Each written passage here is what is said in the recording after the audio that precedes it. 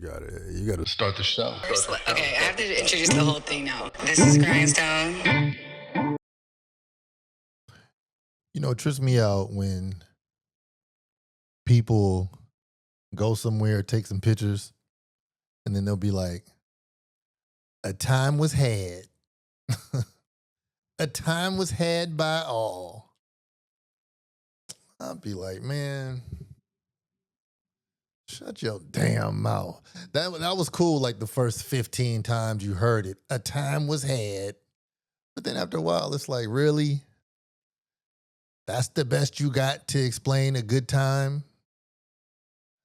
I just think now we're in a time where people are really unable to speak about how they feel with original dialect. Not even original dialect, but just in their own words. It's really tough because people have all these little clips and variations of what someone else said, and then that's the lexicon that we now speak in. And I like when somebody can speak for themselves rather than they went to the Grand Tetons and they're like, huh, a time was had. The mountains owe me nothing. Like, dude, what are you even talking about? What are we even discussing right now with you? They owe you nothing. I understand what it was when it was first what it was, but now, come on, we're going to need some words, which is specifically why the 80s and 90s and the pre-social media era had something special with them. You actually had readers and writers. I just had a wonderful conversation today, totally random with but sometimes I like to say totally specific. That's how the universe made us coincide in the same space. I was sitting at a park at this bench that somebody built and put together, shellacked all nicely. And I was like, man, this would be a good place to eat this lunch I just got. So I was sitting out there eating. Man, then my homegirl from way back walking up the street. We sit there, start talking. I ain't saw her in a while. She asked me what I'm doing. I tell her she told me what she's doing. Anyway, she has replaced a few people at her job who she's employed. She's replaced a couple of them with AI and with apps, right? And I was like, damn, apparently she's into the app AI game a little more than I am. And so I was like, so how far do you see this compromising us? And she's like, well, the one thing that it doesn't replace is connection.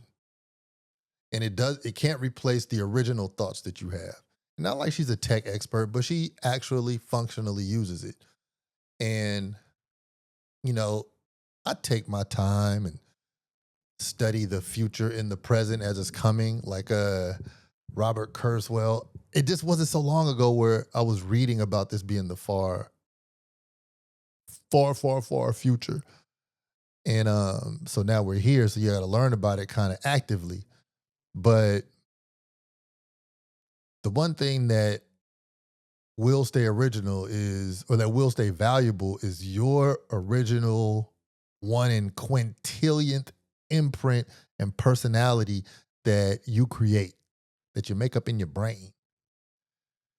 And so in the 80s and in the 90s, I'm going to say pre-2015, people actually read, wrote, and spoke. And when I say wrote, I mean handwriting in their original style and their original way. And now we are way accepting of us saying things in everybody else's way, in the way that will become acceptable. It's like if somebody says, a time was had, then we all act like you told us what the fuck happened. Nah, man, I'm going to need you to use your words, babe. Use your words. But maybe I just extract from you saying, it owes me nothing. And I understand that you had a great time. I'm left with zero details. I don't even know if I should go there because, like, you didn't hit me off with any type of nuance of the place you went. I'm still in the complete dark about it. But regardless of all that, I'm here to invite you to have a time with me on episode 72 of Sorry for My Language. Yeah.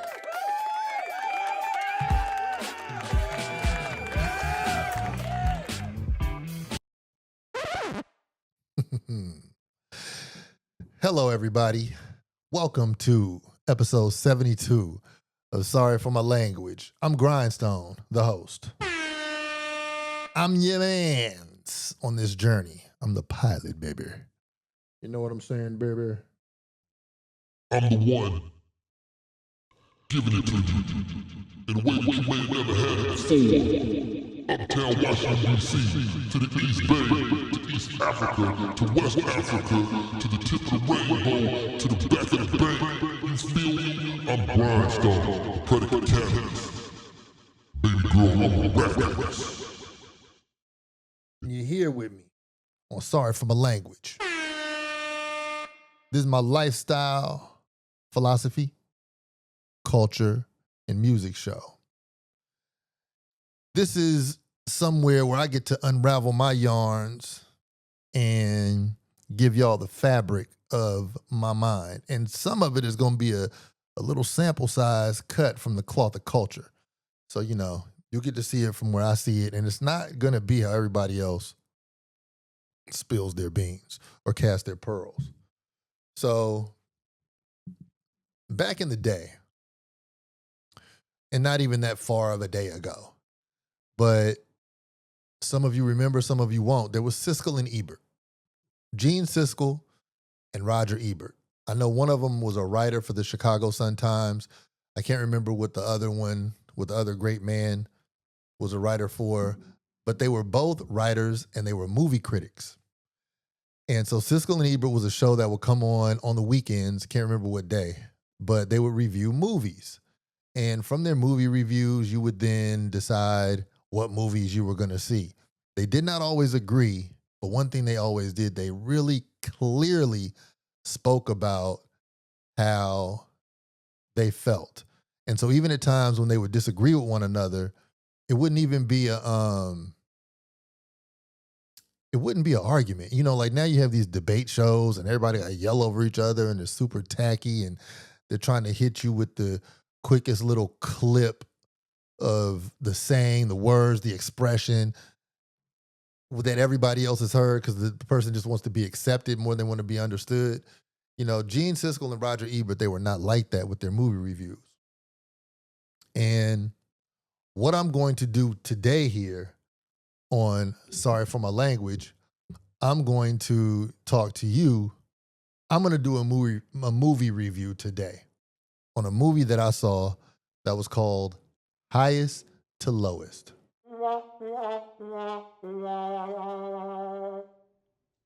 But before I get to the movie review on Highest to Lowest, I want to let you know about the sponsors for Sorry for My Language. The sponsor for today's show is Grindstone Universal. It's a place where progress is made and truth is revealed. And it's a fashion house that is the epitome of urban luxury. Today, I'm actually, man, it's crazy how you'll catch me in Grindstone every day. I named Pete. Can't really see this. See, yeah. I would have to I'd have to bust a whole nother move to show you what I'm wearing. But it's something totally appropriate for working out. It's something cool for just being fly in. It's something that you could get comfortable in and, you know, get your muscle game together in the public. You know, put a little castor oil on your deltoids and let them see that muscle separation. You know what I'm saying? Get funky with them. You know, is my biceps popping? But you know, it's like that and that's the way it is. But grindstoneuniversal.com, that's where you go find what's fresh.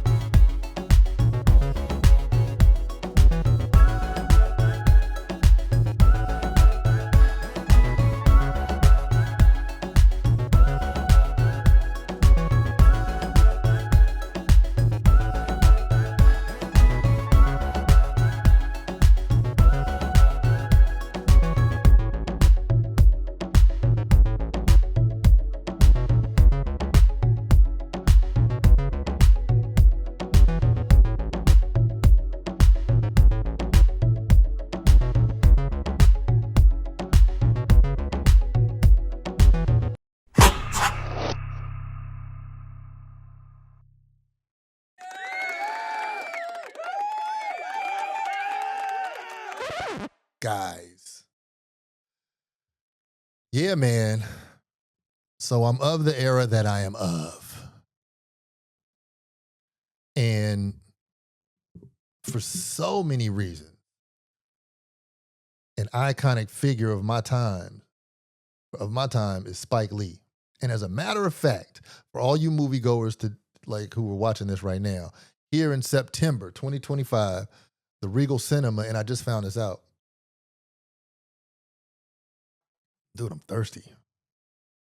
The Regal Cinema is showing older movies in the theater. They're showing a different one every day. And today they happen to be doing today at the Regal Cinema, even though this is gonna come out later than any of y'all can enjoy this particular movie.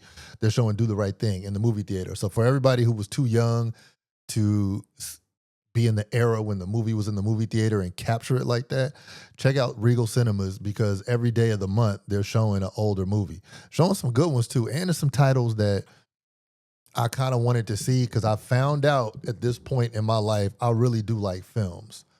Um, Not the hacky movies, but like I like films where the writers, the actors, the directors, everybody really took some type of pride in what they were doing. It's something about it. I like good joints. I'm not into the CGI shit. You know, I can't really say what my love affair with movies stopped, but the faker they get, the less I'm here for it. But that's neither here nor there.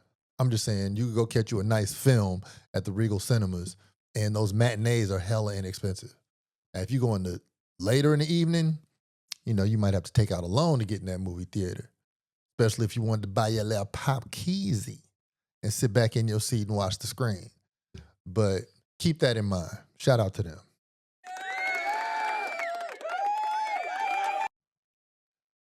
So Spike Lee is an icon. Let's give him his roses. And a couple months ago, I can't remember what was on TV or what I was watching, whatever, and I saw this wonderful advertisement. It just looked great for a movie called Highest to Lowest.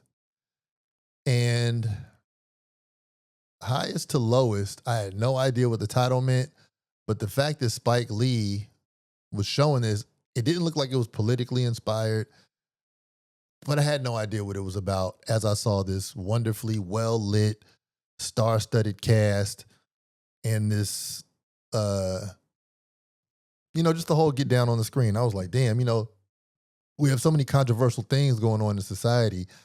I wonder how Spike is going to reignite the fuse that he lit in our generation through film. So as my curiosity grew about this film, I realized that the places where you could go see a movie had dwindled. So I didn't press it. I really didn't trip about where I was going to see it, when I was going to see it. But it was one of the very few movies on my go see list. And this summer, as I said in one of my other podcasts, Spike Lee did some great things in Brooklyn, New York, where he facilitated block parties that were just culturally wonderful, where everybody got their groove back. Old school, not even old school, just block parties the way they should be. Minus every ounce of the nonsense that we got going on about who lives there, who don't live there, what rights you believe in and all this. It was just, man, turn that shit up. You over there smoking, you over there selling some drinks, you over there, you got the food, they're dancing, you're dressed fresh, she's cute, we smell good. Might even be a little pit bull or two walking through. Somebody might have a snake on their shoulder. Like the classic outside summertime shit. Spike Lee facilitated that. And one of the joints he had on a block that was in front of his 40 acres and a mule office in his building. And he was there signing autographs, memorabilia. The line was super crazy. The line stretched 1, 2, it was like 3 blocks of a line, right? Incredible line, but as I sit here today, whatever the people got from being in that line, it's probably totally worth it. But that day and that heat, standing in that line made no sense. And you would have missed the whole block party because you've been standing in line, and you had to go from standing in that line copping your goods to then standing a whole nother line to have him sign it. So whoever had signed stuff from that day, man, you had the endurance of a champion. You were the Rocky Balboa of the day. So, man, didn't you like it when things were just carefree? When you could just go outside and it was just, what am I going to do today? What am I thinking today? How am I going to approach it today? Remember the days when the temperature was at a certain level and you would just step outside and go get some ice cream? I remember, this is a total tangent, but it's attached. I remember around my house, it was this place called the Ice Creamery, and there was a Baskin Robbins. And Baskin Robbins always held it down. But the Ice Creamery was like if you was an advanced ice cream eater. You know, they might have had the bubble gum joint, the bubble gum ice cream, where it was like pieces of bubble gum in the ice cream. And as a kid, you didn't care. I want bubble gum and I want ice cream. It might have been pre-chewed bubble gum. But it was bubble gum in the ice cream. Man, I used to love Rocky Road. And it was just some kid shit on a hot weekend day, you know?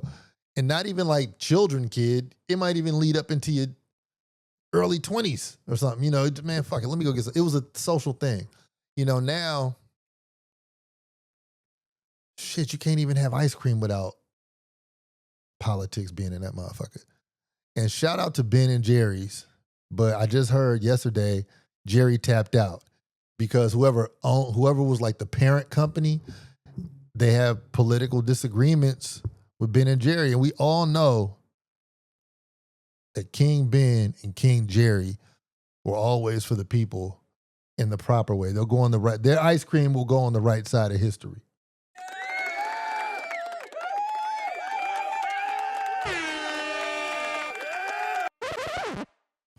And I salute Ben and Jerry for being stalwarts in that in the ice cream realm.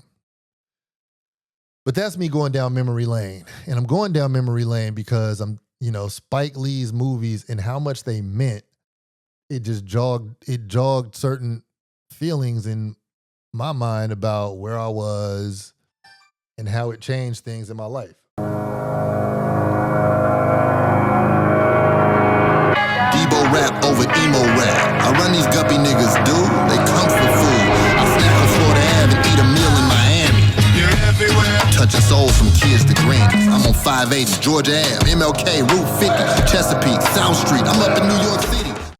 Took me back to a place where if Spike said it, if Spike showed it, if Spike backed it, we pretty much felt like it was genuinely in our favor. And that was before all these super divisions of society and people reared their heads to try to make sure that everybody didn't have a place to be seen and heard. So, highest to lowest, I was really looking forward to this movie. And I'm going to save you film watchers a lot of time today. Highest to Lowest is a movie that had, listen to the star-studded lineup. It was Denzel Washington. It was Jeffrey Wright, A$AP Rocky, Ice Spice. They had a Eddie Palmieri band sequence in there. Who else was in this joint? It was Rick Fox. It was just names for no reason, you know. So I'm like, dang, what is this movie even about? You know, it was the vaguest trailer in the world, but it looked fly. And I was pulling for Spike to be relevant. Now, overall, I will start by saying The movie had a theme that showed itself in the latter part of the movie that was very relevant to today. But it was so poorly acted, so poorly casted, and so poorly written that as you watch the movie, you just really wanted the movie to end. I mean, it was like, come on, man, I really want this movie to be over. Seriously.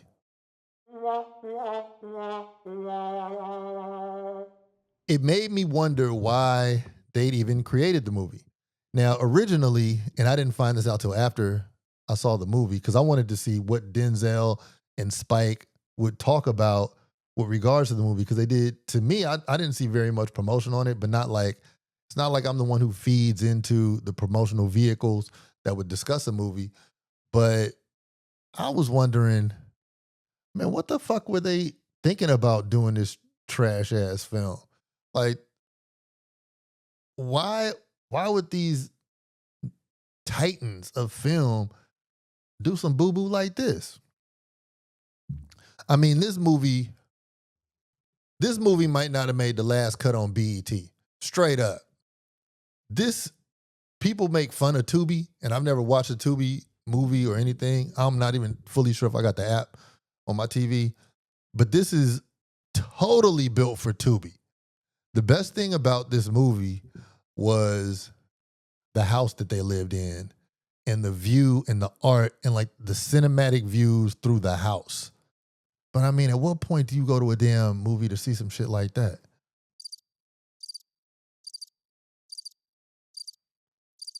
I mean, come on.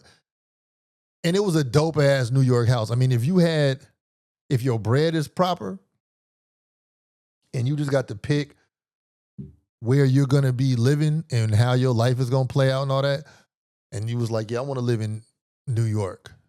That's the type of living you want to be doing in that motherfucker. And Spike, like, okay, so Denzel had a black family. So it was like, it was beautiful to cast black people in a way that mainstream media who doesn't like black people would show black people, you know? But my gosh, this shit was so tired. And so what the movie, fuck it, I have no reason to keep a mystery about this movie. It's not worth seeing. But what I will say is that the movie's plot was basically about Denzel Washington being a film critic. I mean, not a film critic. I'm being a film critic. It was about Denzel Washington being a music executive. And he had a record company, a record label called Stacking Hits Records. And he had done so much. He was a storied exec and everybody wanted to be down with him, right? And so in this era, he lived his life, or his wife was very visible on social media. So his wife is flossing out on social media, living that life. His son is also publicizing a lot of his life on social media. And then he's trying to he wants to keep the sanctity of the record company, or the record label, with good music. But his business partner was like, dog, the game has changed and we're not doing numbers no more. So I want to sell this shit because AI is about to take over. I'm not even sure if they said AI, but it was like popcorn music and pop shit is taking over. You know, so why is my phone not on Vibrizzle? So like, you know, it was like pop shit is taking over. So, you know, we got to understand that we're only going to be so successful, and now's the time to sell it. So Denzel tried to get his partner, and that's a whole nother thing about the movie. You never saw this movie as anything other than Denzel. You never got into who the fuck his character was. It was pitiful character development from the jump. I don't even know what his character's name was. because it was always just seeming like Denzel. It didn't even seem like he had stepped into a character. It seemed like he was acting a part that he had been given that he either didn't prepare for or he really didn't feel like preparing for it. It sucked. So, long story short, Denzel wanted to keep the integrity of the company and give it one more last try in the music industry with stacking hits records, making quality music, and his partner wanted to sell it. So his partner got like his partner wanted to get the bread and get out because they was about to get some gorilla amount of money.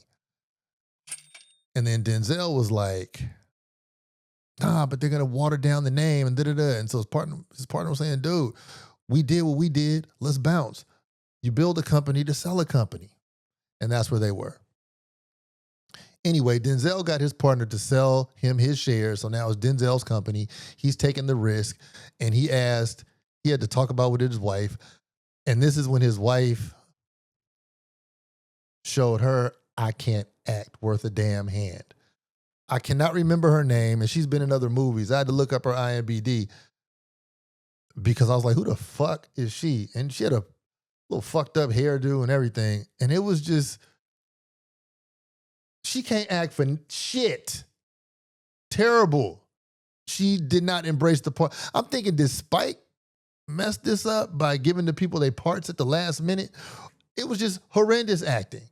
So anyway, she's like, honey, I've always been a silent partner. I'll support you, but I can't support this. And she just gave some old lame ass reason why he should sell the shit too. Anyway, he didn't sell. He took on all the risk, and they were about to make this big ass deal. And then his son in the movie, who also couldn't act for shit, and he had a bad voice for acting. Like his son's voice might be good for voiceovers. Like it might be something where he might be good in commercials in life. But on screen, that shit was like, dog, what the fuck is this dude doing talking? Who casted this dude for the movie? He can't act, he can't talk. And when I say he can't talk, I don't mean he was illiterate. I just mean he was very robotic in the way he was talking. Like on some Shaquille O'Neal type shit in his cadence. And then just the tone of his voice, he didn't pitch that shit up or down to give any type of emotion in the moment of nothing. Dry chicken bones is what this movie cast was. It's dry. So the movie is given dry, arid, chapped. And then you see the inside of their home. And then you're thinking, okay, they got the kente cloth pillows and they got the backdrop and they got a couple Basquiats and a couple whatever. So that was a fly part, and you thought, okay, maybe he's gonna care. So then when they're about to make this big record deal, Denzel is getting these anonymous phone calls, these anonymous threats, and realize that his son got kidnapped from basketball practice or some shit. And the kidnapper, he'd be on the phone talking some weak ass street shit. I mean, some shit. This nigga was on the phone talking some old after school special street shit. Like I don't know who wrote these lines, man. It was bad. But anyway, he's talking some old fake tough guy shit on the phone. Some old unbelievable. I'm no longer engaged in the moment because this is so poorly written street talking shit on the phone. And so then they have to pop into action. And then they call the police, and the fucking investigator is that white dude from those insurance commercials. You know, the white dude, he be popping up and he's always got a Band-Aid on him, and he wears a suit, and he's like, if you were insured, you could be on our side. I don't know if it's Allstate, but it's the white dude who's the crash out dummy for one of these insurance commercials. This dude is the fucking actor for the police detective. This motherfucker can't act. Like, he's good in those commercials. And I think he's been so typecast because that's the only time we've seen him. When you see him, you think about the damn insurance commercial or like him jumping on a windshield or some shit. who is this dude? He didn't come with nothing. He was pitiful. So it's kind of like if you see somebody who you're used to seeing, like if you see a character who you're used to seeing this character always, and then they're in something else, you see it as that character being in this current situation. And it's unbelievable. Like you don't believe it. It's not believable. So that was another poorly casted moment. Then you have Ice Spice, who was part of the initial draw. And everybody, like, I know I was thinking, like, what the fuck is Ice Spice in here for? You know, what the hell? But she was just like a person who worked in the office. Like she passed him in the lobby or some shit. She wasn't even in the movie for real. And I know she got her SAG card because she did have like 2 sentences. She said, yeah, I'm from the Bronx and keep your promise or some shit like that. But it was like bang, bang. It meant nothing. In the movie, she was just like a worker. It wasn't even like Ice Spice. So that was a waste. And as far as the cast go, then you had fucking ASAP Rocky.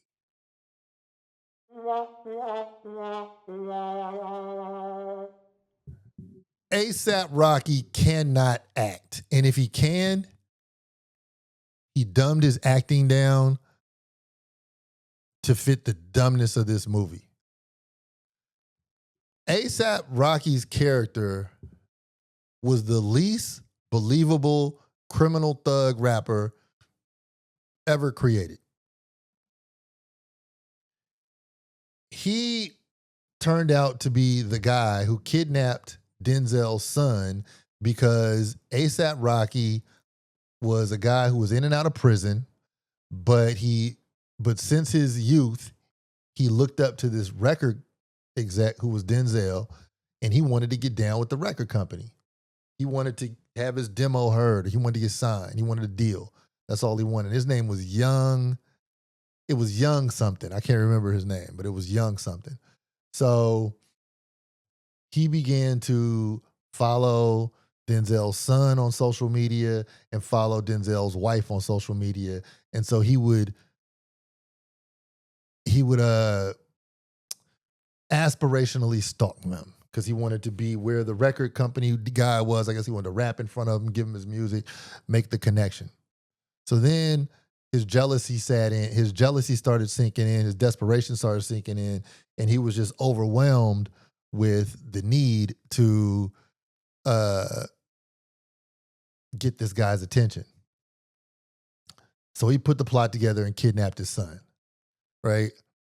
So then when he kidnaps his son, he has this wild ransom out for him, and he wanted something like $1 million. No, $1 million. Shit. He wanted $17.5 million in Swiss francs, right? And apparently because the Swiss francs don't weigh as much physically as the dollar bills do. And so he demanded all this bread from Denzel, and then they had it led up to this wild chase scene where Denzel was supposed to meet him, and Denzel had the cops with him. Supposed to meet him on the subway at a certain stop, and then it was just all this drama about how they got in a tussle, and it was several mopeds involved in passing the bag off from one guy to another. But the bag that he gave him with the bread in it had a GPS tracker on it. So that was like the drama of the movie, catching up with the bag that he gave to the setup guy with the ransom money in it.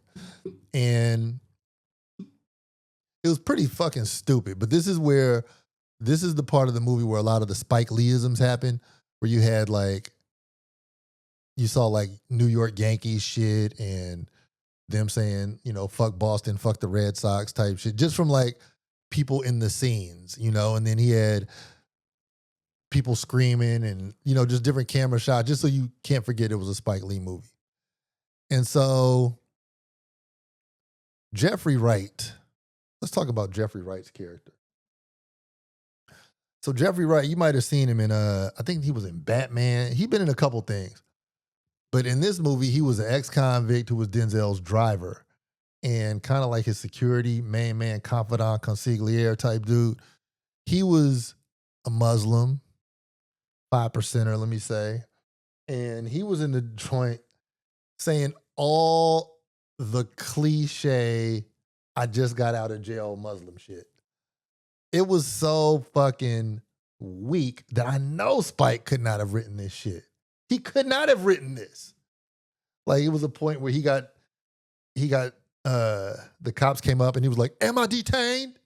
Am I detained? Can I go free? It was like it was all the shit. I feel like Spike Lee got somebody in a 17-year-old who was a freshman in film school or some shit to write this. Because he was saying all the current cliche, if I was a convict facing a situation, what would I do things. Jeffrey Wright is a much better actor than, am I detained? Can I go free now? It was just so bad. Meanwhile, the whole time, I'm hurting. I'm hurting inside. Because Spike Lee was my window to the rest of the world, man. I really appreciated what he did as a writer, as a movie producer and all this shit. And I'm just watching scene after scene after frame of this terribly written, terribly acted movie. And so eventually in the end, long story short, Jeffrey Wright makes a call to the hood. I could call my boys in the hood and see who kidnapped your son. Come on, let's go. First of all, first mistake, these fools pull up. I can't remember what neighborhood it was. I can't remember if they were in Harlem or in the Bronx, but they pull up in a damn Bentley or a Phantom or some shit, right? How you pulling up in this car trying to be low? So he pulled up. Oh, matter of fact, here's another person who was in the movie who played her part well, but it was rather insignificant. Princess Nokia. She was in the movie. You know, what's say? My titties little and my belly big. My titties little. Her. My big belly, my little titties, big belly, my little titties, big belly, little titties. Whatever. That Princess Nokia. So she was in the movie, and he had found her. I can't remember how he found. No. The driver made a call. He knew somebody who knew her. And they get to her crib, and unknowing that they're working with the police, she gives him the drop on where her man is. Her man being A$AP Rocky, who kidnapped the son, right? So she was like, "Oh my God, how did you find me? Oh my da da da da da da." And so she was like, "Man, I would love." He's gonna be so surprised that you came by here. So Denzel's whole cap was, I found you because I heard that your man is a rapper, and I'll be hitting the ground looking for the rappers and shit. But really, the rapper dude told him on one of them anonymous calls that he was fucking with him because he admired him, or some old bullshit conversation that nobody in real kidnap life would have ever had with nobody. So anyway, goes to the house. Princess Nokia, who was A$AP Rocky's lady, gives Denzel the drop on where he is, and which was at some studio not far away, rapping. Denzel pulls up to the studio. And then this was the fakest fucking scene, which I think was like the climax, the crux of the confrontation of the, like what in a movie, you introduce the characters, you get them in conflict, and then you get them out of conflict. So I think this was like the part where you get them in where the conflict occurs.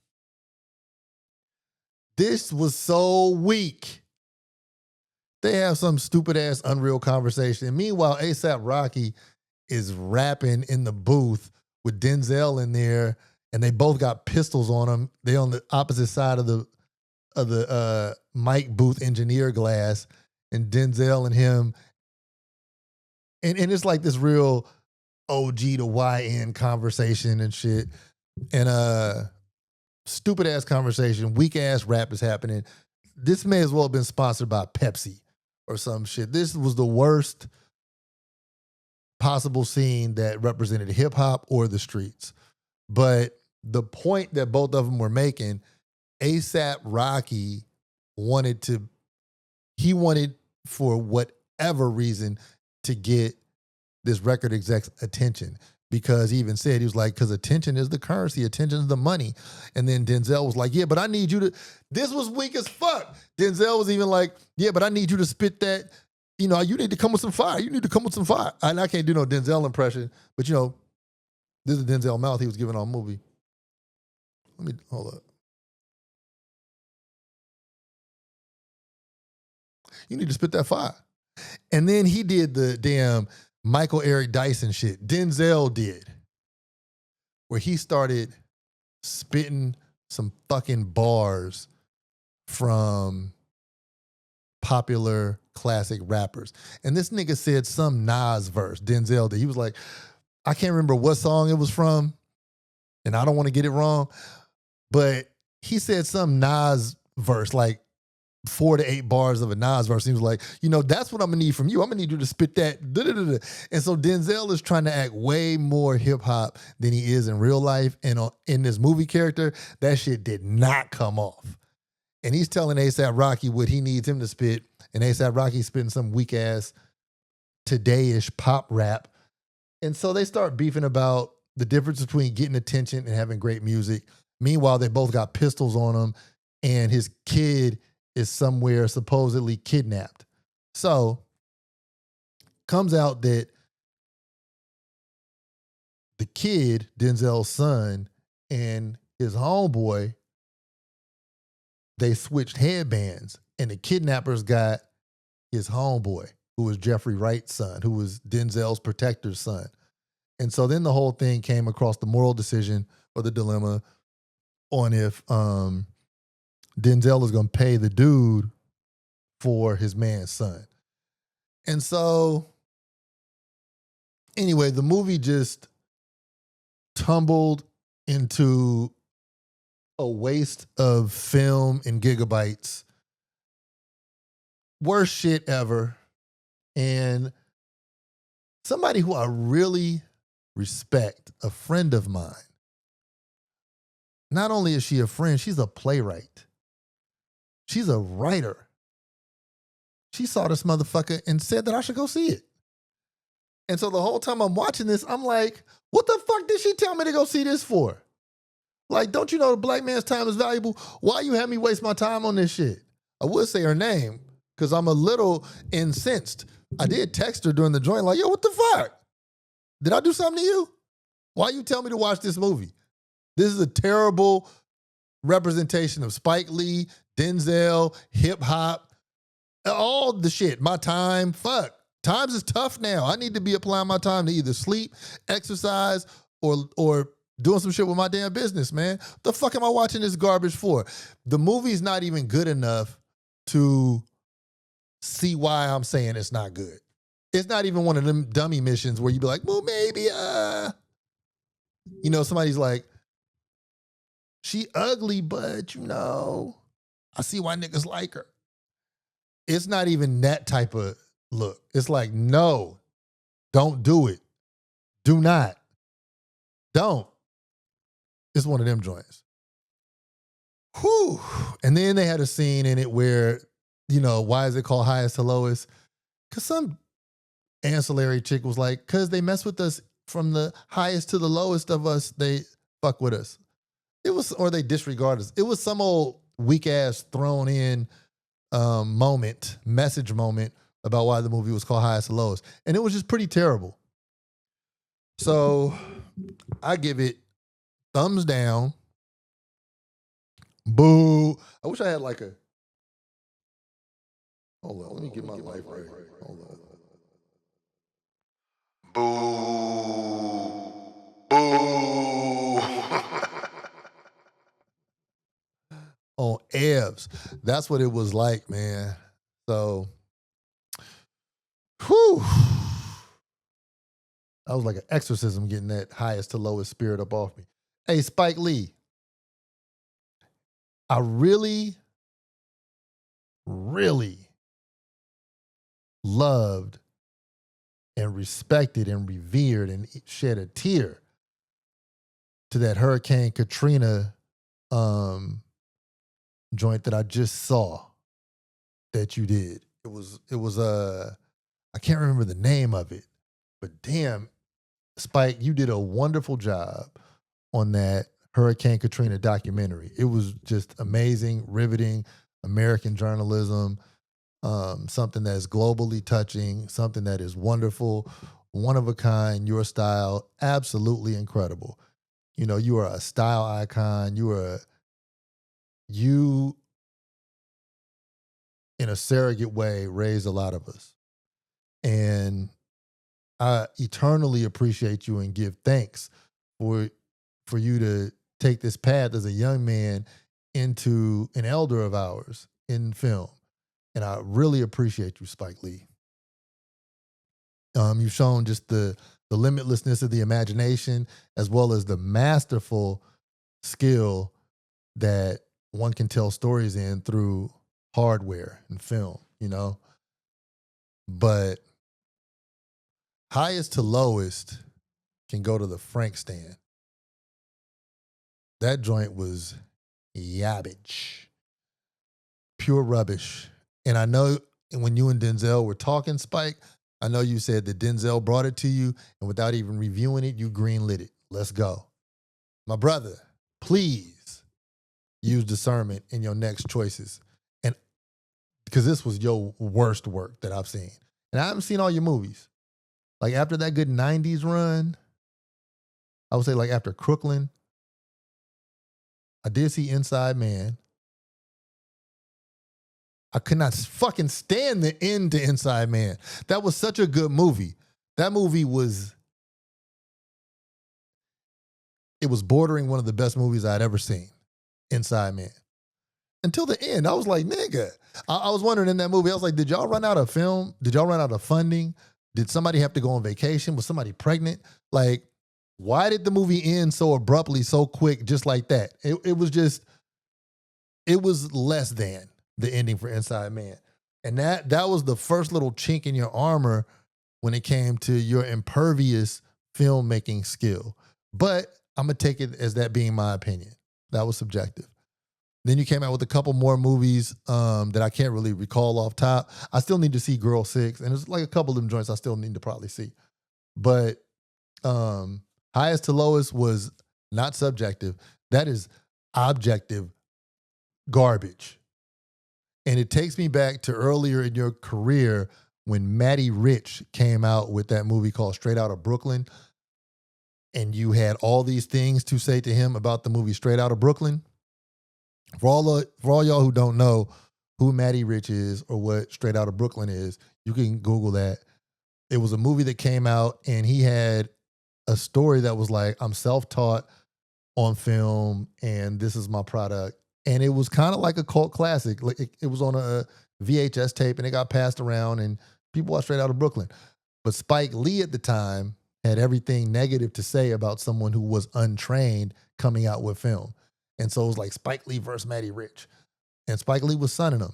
Well, everything that you had to say about Matty Rich or Straight Outta Brooklyn, play that back in your headphones as you lay on your pillow, because that's how the fuck I feel about this piece of shit that you just put out called Highest to Lowest.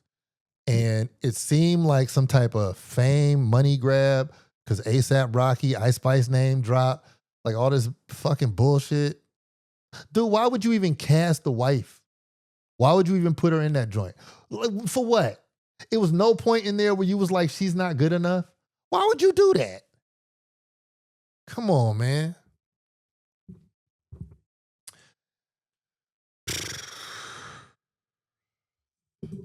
I mean, this is my time, man. This is sorry for my language.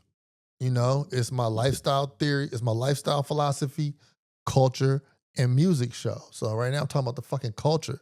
I feel like a wet blanket got put on my film flame with that shit. But I'm not going to say it's a factor of age. And I'm going to talk about this in the upcoming one because you have another filmmaker, artist, music maker, icon, Ice Cube, who just dropped the album last week.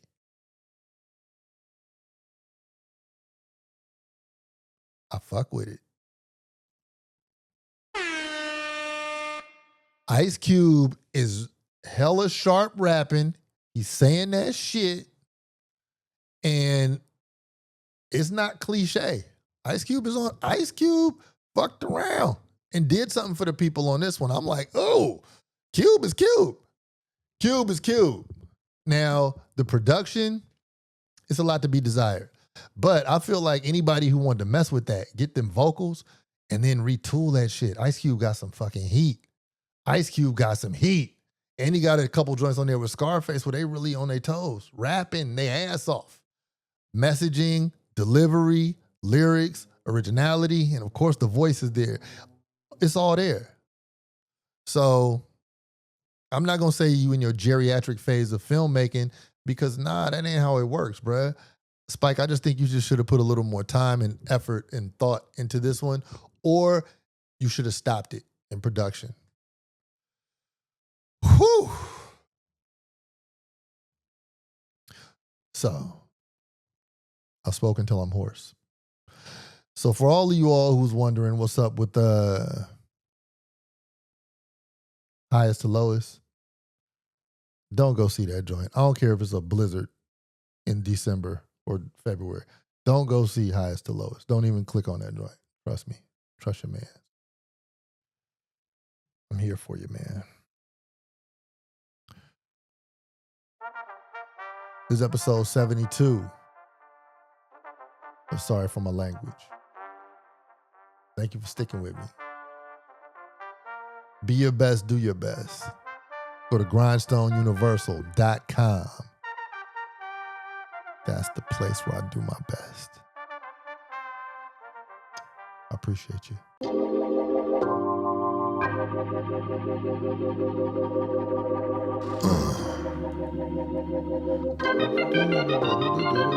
Something to feel on her booty too. From the heart. If I was young and rich, I'd marry you, but I'm